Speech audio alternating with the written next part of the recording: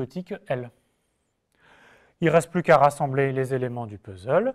Donc on vient de démontrer que pour tout x supérieur à x0, on a donc f de x qui est plus petit que L et plus grand que L moins epsilon.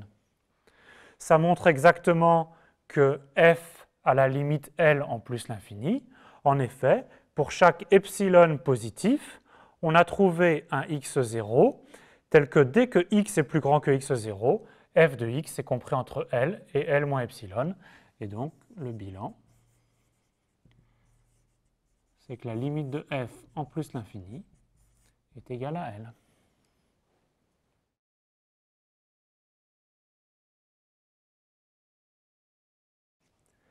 Alors, il faut connaître et comprendre la définition d'une fonction.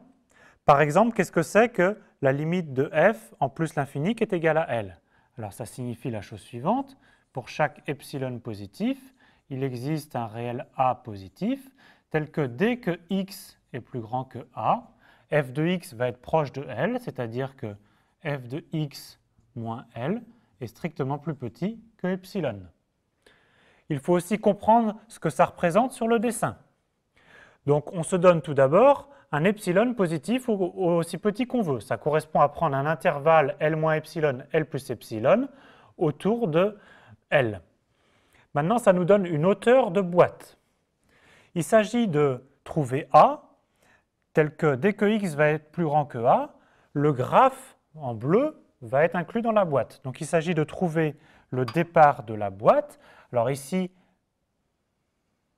si on prend la boîte qui démarre ici à la valeur grand A, on voit que le graphe à partir de A est complètement inclus dans notre boîte rouge.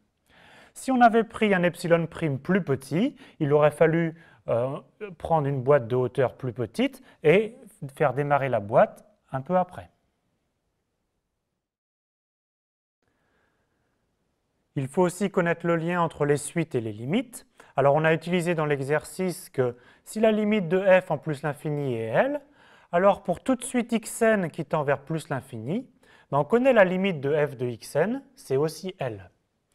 Ce qui est intéressant, c'est qu'on a aussi la réciproque. On suppose que pour toute suite xn qui tend vers plus l'infini, f de xn tend vers L, le L étant le même pour toutes les suites. Alors, la limite de f en plus l'infini est également L.